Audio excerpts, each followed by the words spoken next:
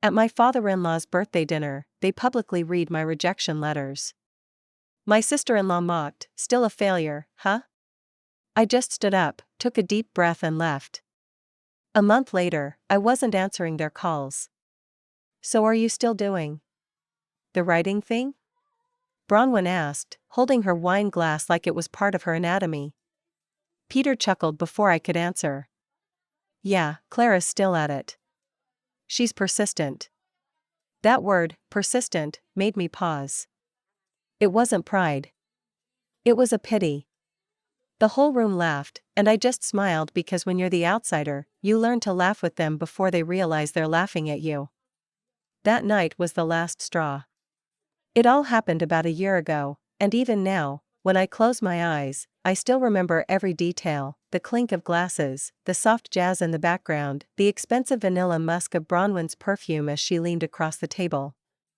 Let me take you back a bit. I'm Clara. I'm 42. I've been married to Peter Fitzroy for nearly 13 years. We live in Asheville, North Carolina. It's scenic, a little artsy, filled with mountains and trails. It's the kind of place people visit to feel inspired or to reset after a midlife crisis. I never expected it to be the place I'd restart my life from scratch. Peter came from old money. The Fitzroys are a big real estate family in the Carolinas. They're the kind of people who throw parties with embossed invitations and talk about golf course acquisitions at breakfast. They go to church every Sunday and then gossip over mimosas about which family in their circle is getting a divorce. I come from a very different world. My dad worked on cars his whole life, and my mom managed a bakery in town. We never had much, but there was warmth in our house. My parents didn't care if I became a doctor or a poet as long as I was kind and honest. When I told them I wanted to be a writer, they smiled and said, "Well, honey, just promise us you won't starve." And I tried not to. I took jobs where I could: editing, tutoring, writing resumes, freelance blogging for tourism companies. But my dream was always to publish a novel. Something real. Something lasting. Peter used to say he admired my creativity. He told his friends I was the smart one, that I was working on something amazing. But over the years, that admiration turned into polite silence. And then mild irritation. The night of Merrick Fitzroy's 75th birthday, everything fell apart. It was a formal dinner held at the Biltmore estate. If you've never been there, imagine a French chateau built in the middle of North Carolina. Marble floors, golden chandeliers, staff in tuxedos.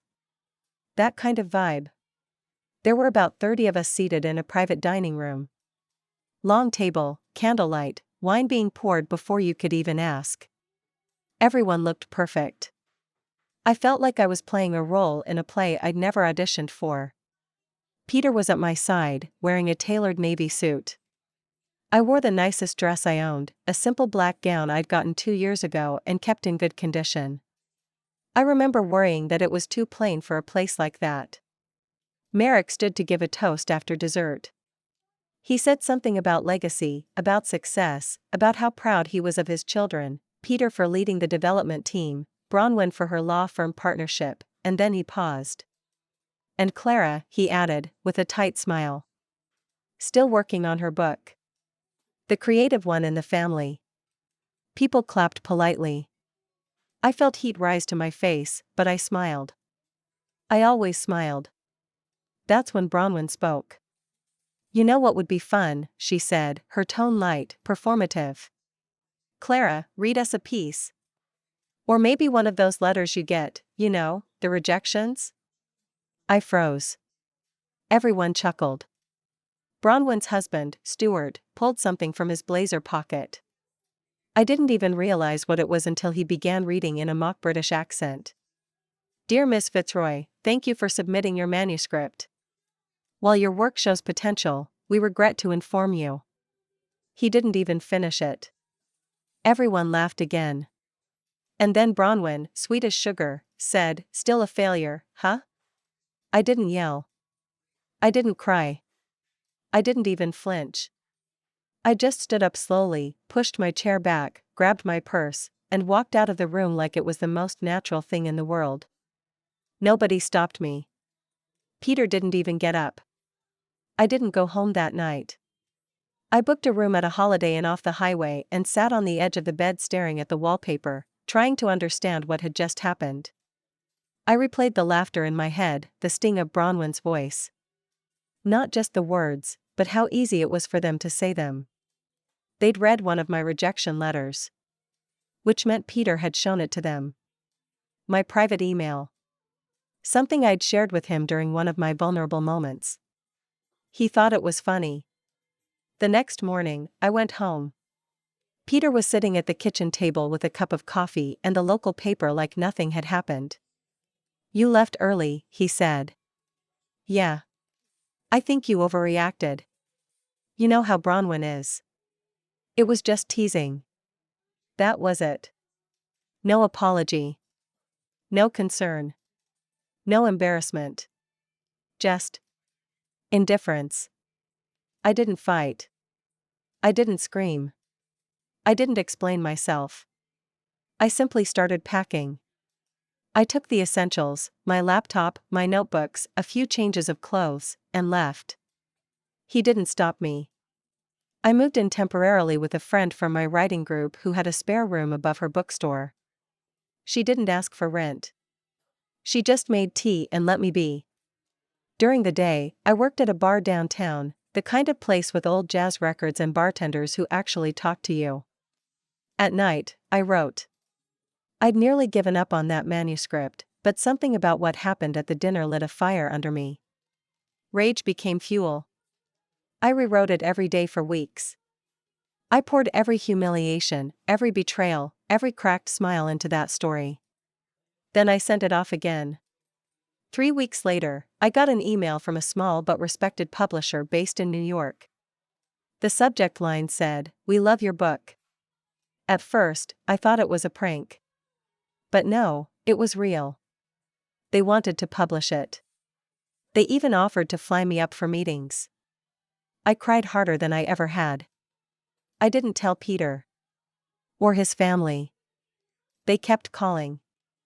Not to apologize, of course not.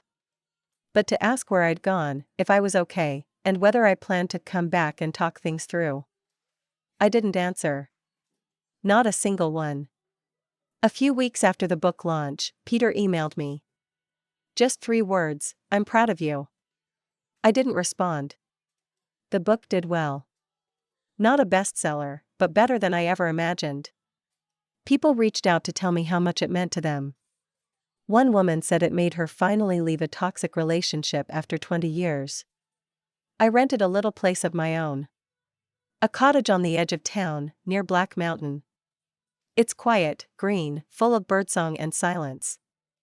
I adopted a golden retriever named Murphy.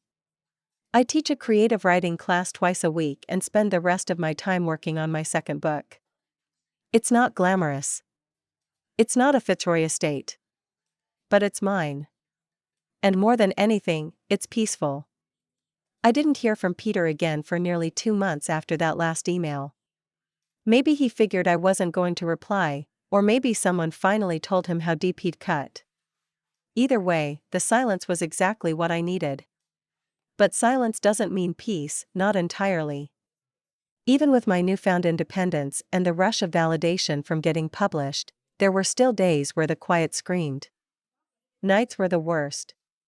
I'd lie in bed, listening to Murphy breathing at the foot of it, and the memories would creep in, not just that night at the Biltmore, but the little digs over the years, the cold way Peter used to say, "You know, you don't actually have to finish this book if it's not working out," or "Some people just aren't meant to be creatives." He'd never yelled. He'd never been overtly cruel. He just eroded me, a little at a time. That's what made it so hard to explain to anyone. People kept asking if I was okay. I hated that question. Okay was what I had always pretended to be, especially around the Fitzroys. I used to spend hours preparing for their dinner parties, making sure I had a good answer to the inevitable, "So, what are you working on now?"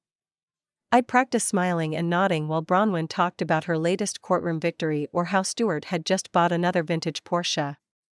It wasn't jealousy. It was exhausting.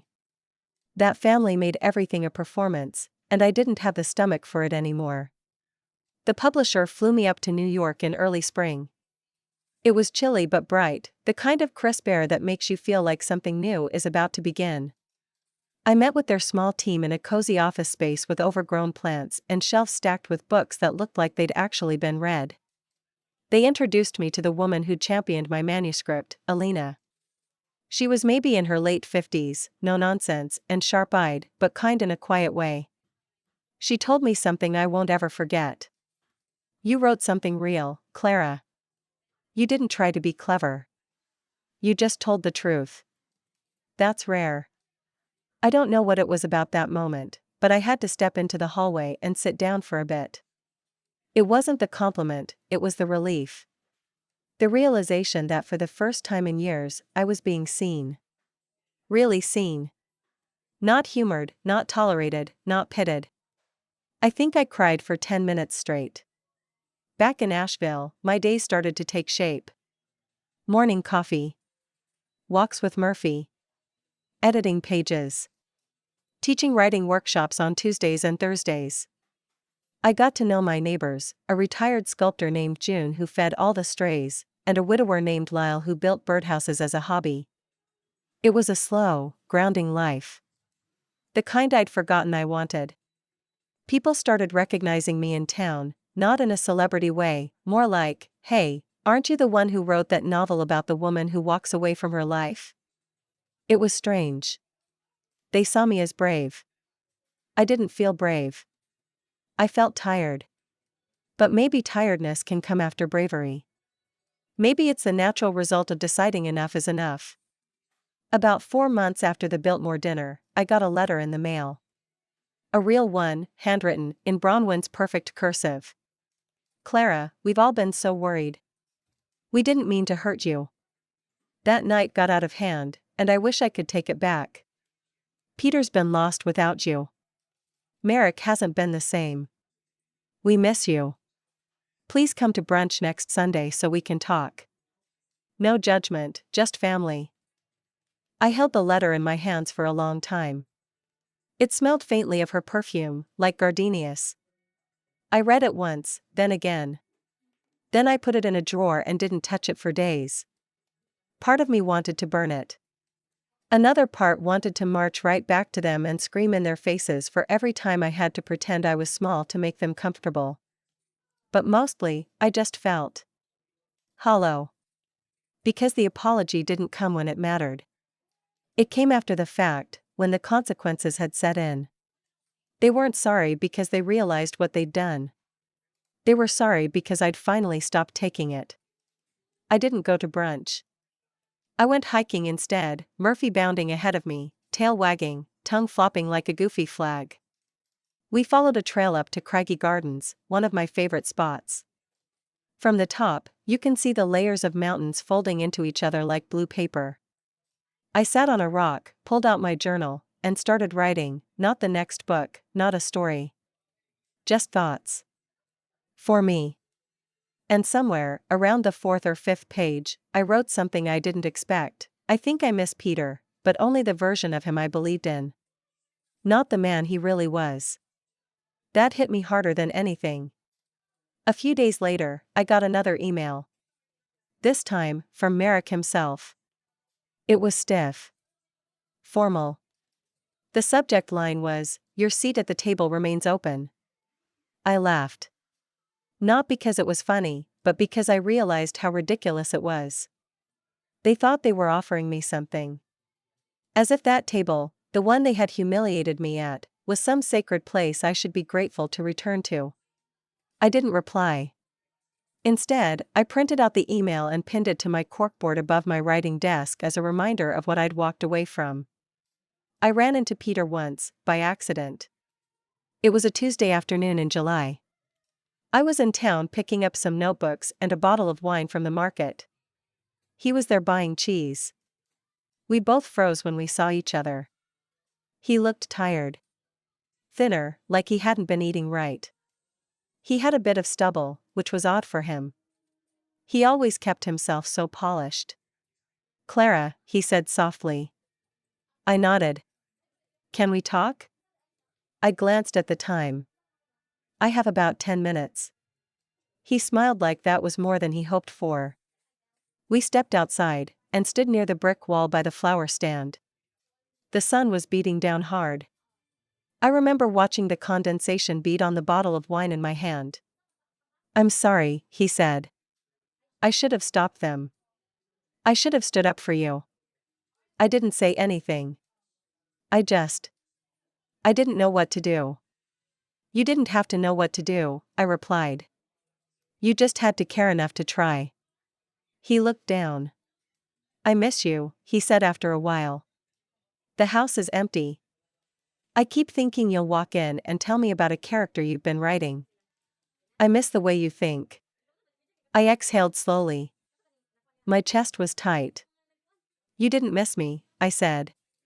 You missed the version of me that stayed quiet and clapped for everyone else. He blinked. He didn't deny it. We stood there for a moment longer.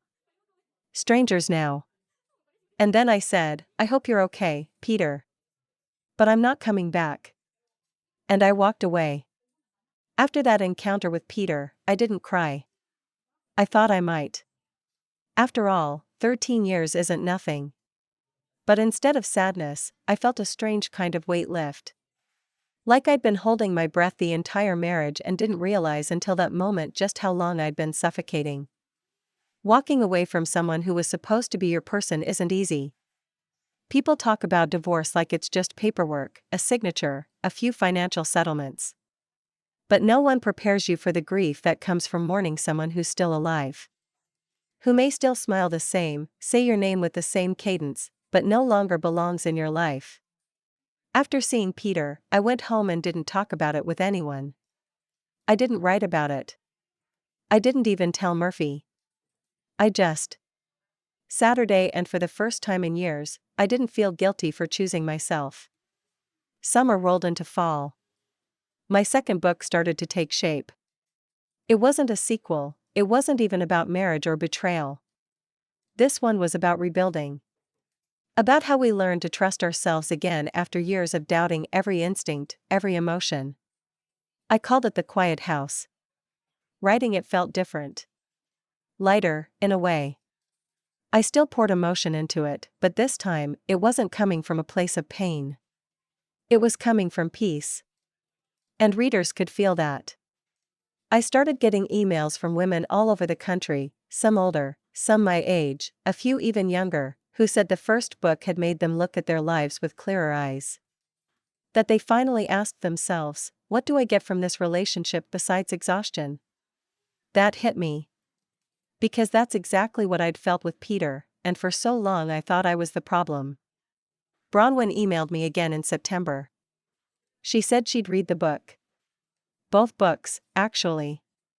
She wrote, I didn't realize how much you were holding in.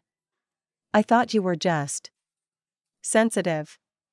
But reading your words made me think about a lot. I'm sorry. It wasn't enough, not really. But for the first time, it felt genuine. I didn't reply, but I didn't block her either. I let her message sit in my inbox, unread after the first time, like a small olive branch left on a doorstep. The bookstore where I taught writing classes asked if I'd consider hosting a monthly writing circle, an open space for women to write and talk about their lives without judgment. I said yes before they even finished the sentence. The first meeting had 5 people. By the third, we had over 20. Women brought tea, journals, poetry, and short stories. Some just listened. Some cried when they read. We didn't have rules. Just one request: tell the truth, even if your voice shakes. There was a woman named Noreen, 71, who'd never written anything before but showed up every month and brought pages of handwritten memories from her childhood growing up in Virginia during the civil rights era. Another woman, Tabitha, was in the middle of a cruel custody battle and had been told by her ex that she was too emotional to be a good mother. She wrote a letter to her daughter that made the entire circle sit in silence. I felt like I was finally part of something real. Not polished. Not performative. Just honest. One weekend in October, I got an invitation in the mail. A cream-colored envelope with raised lettering. You are cordially invited to the wedding of Bronwyn Fitzroy and Stuart Holloway. Renewal of vows, of course. The date was set for early November. A full weekend event at their mountain estate just outside of Boone. Elegant attire requested. RSVP by the 1st. I read the invitation twice, looked at Murphy, and laughed. I thought about it, strangely.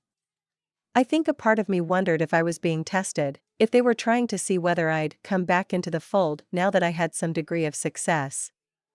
A published author. A name people knew. I put the invitation in a drawer and never RSVP'd. But I did keep the small reply card. I found it one morning and scribbled a few words on the back. Thank you, but I found a different kind of family now. Late November brought an email from Peter again. Subject line: Are we really never going to talk again? No body text. Just that. I closed my laptop without replying. It wasn't bitter. It was finality. Sometimes, the absence of a relationship is the answer.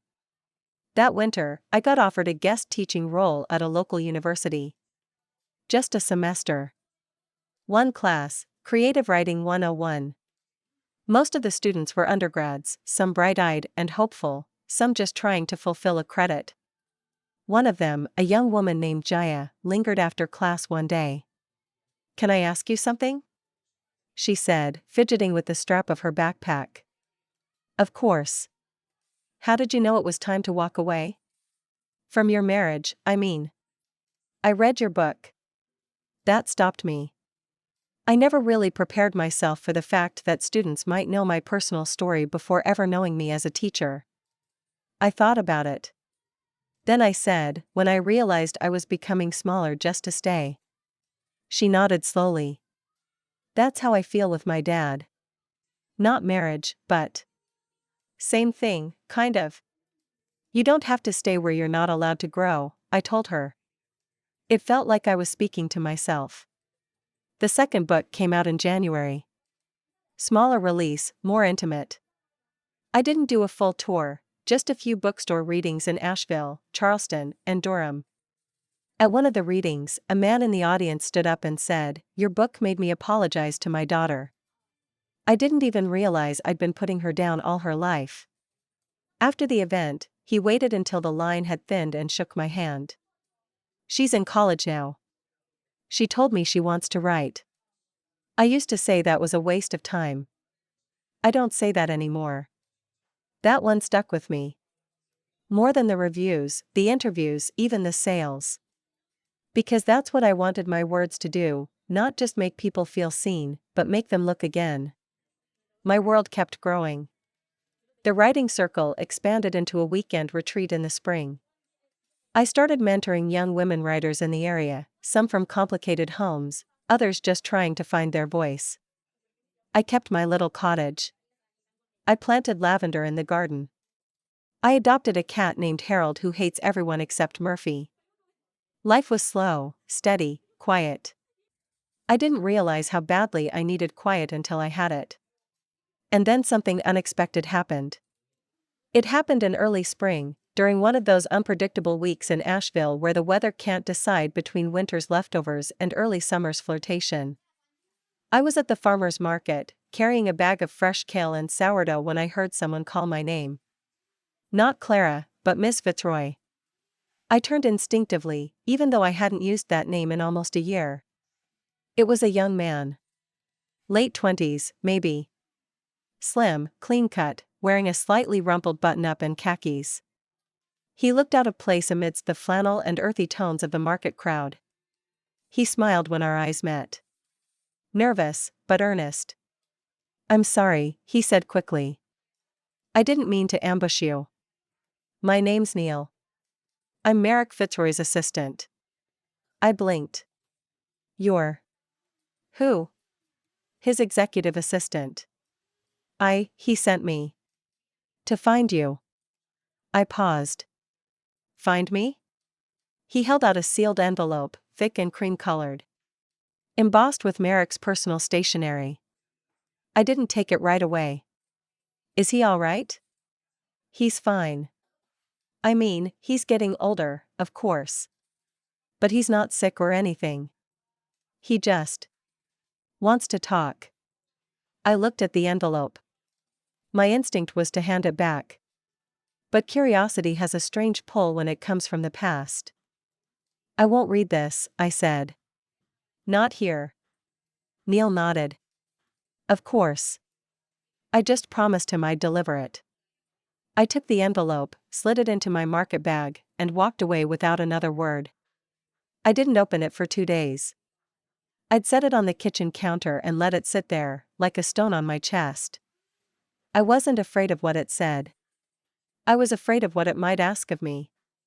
On the third morning, I poured a cup of coffee, fed Murphy and Harold, then sat at the kitchen table and opened it. Merrick's handwriting was sharp and meticulous, like he'd learned penmanship at a time when it actually mattered.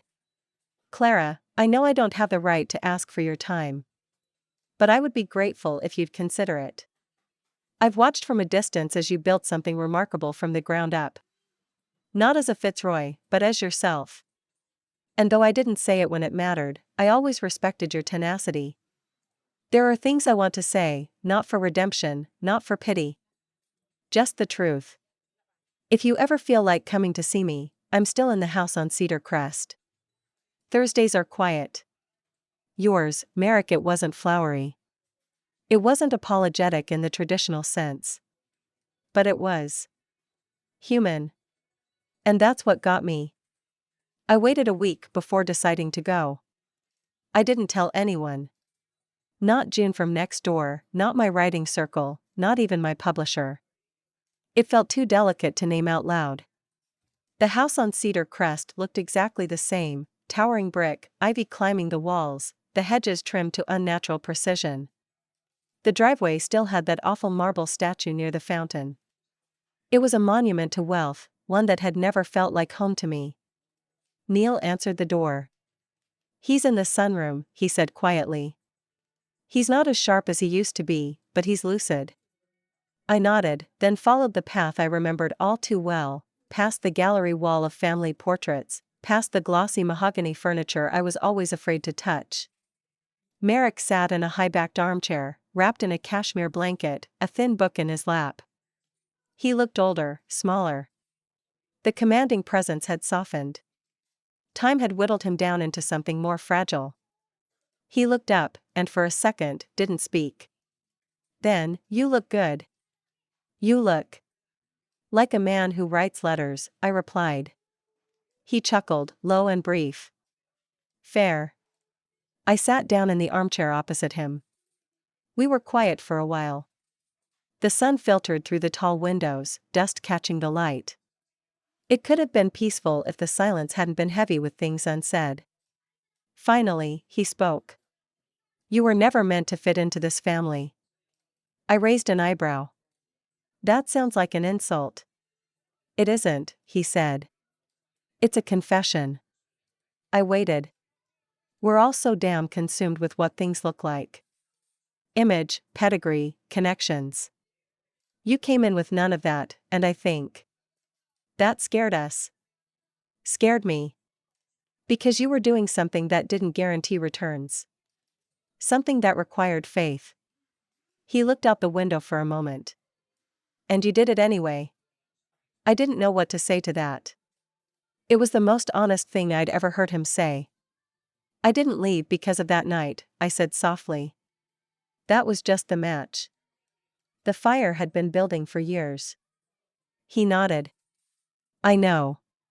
Peter never defended me." He met my eyes, a flicker of regret passing through his. "I failed him," Merrick said. "By teaching him that silence is easier than conflict." The statement hit harder than I expected. We sat there for nearly an hour, talking about nothing and everything. He asked about my books, my cottage, Murphy. I told him just enough to answer without inviting too much. When I stood to leave, he reached for my hand. "I don't expect forgiveness," he said. "But I hope you'll remember me as someone who finally learned to listen." I gave a small nod. "I'll remember that," I said. And I left. That night, I wrote for 5 straight hours. Not about Merrick. Not directly. But about legacy. About the quiet battles women fight when no one is clapping for them. About how healing is messy, non-linear, and rarely cinematic. About how sometimes the people who hurt us the most are the ones who, years later, help us understand our own strength. The pages poured out like water after a drought. It felt different from anything I'd ever written. It felt like the beginning of something. A month after I visited Merrick, I received a package in the mail from him. No letter this time.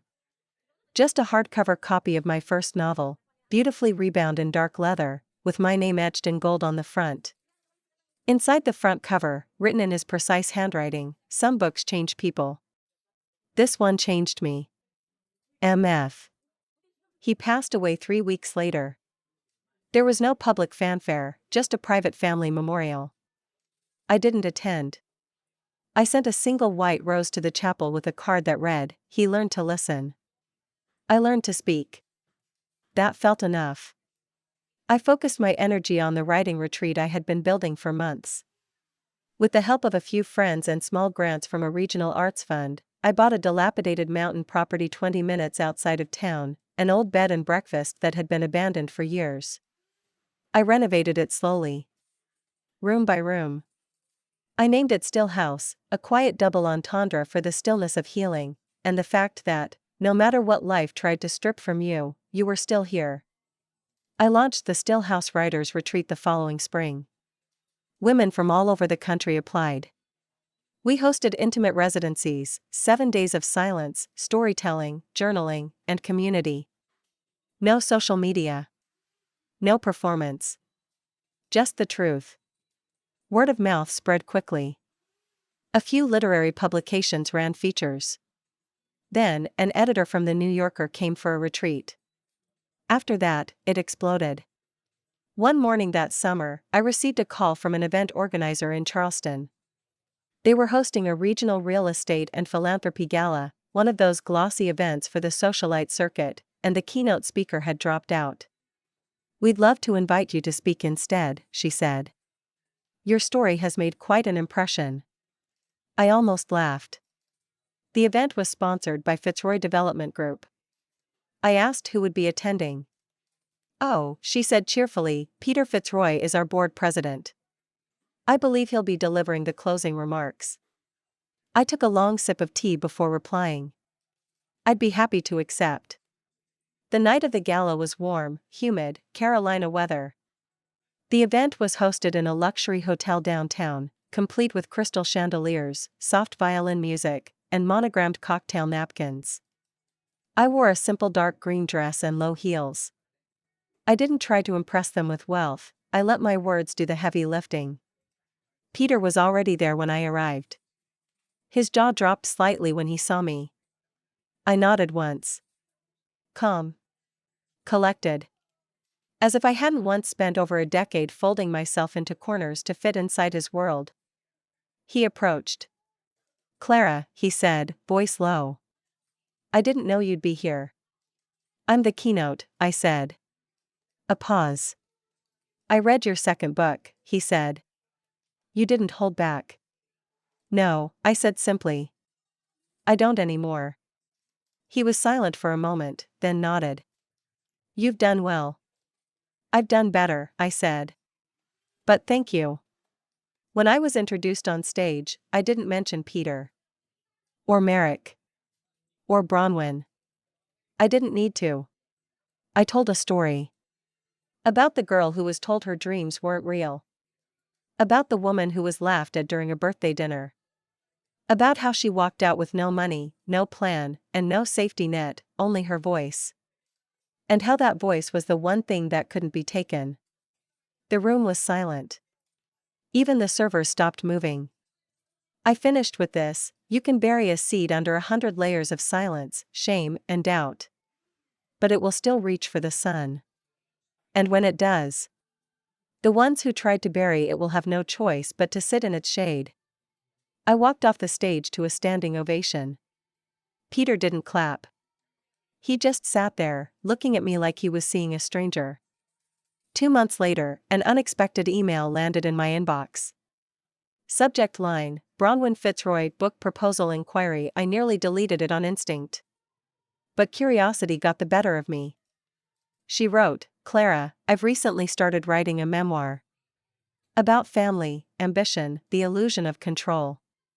I never understood how hard writing is until I tried. I remember what I said to you that night. I've regretted it more than I can express. I was hoping to apply to the Stillhouse retreat. I understand if that's not possible. But I figured there was no harm in asking. I stared at the screen for a long time. Then I opened the application form and quietly moved her submission to the waitlist folder. Poetic justice doesn't need to be loud. In the fall, I published my third book. Stillhouse, a semi-autobiographical novel inspired by the women I'd met in the retreat. It debuted higher than the first two. There were whispers of awards. But that wasn't the victory. The victory was the morning I stood on the porch of my mountain cottage, coffee in hand, Murphy at my feet, Harold glaring from the windowsill, and felt free. Not successful. Not published. Not praised. Free. I no longer had anything to prove. Not to Peter. Not to the Fitzroys.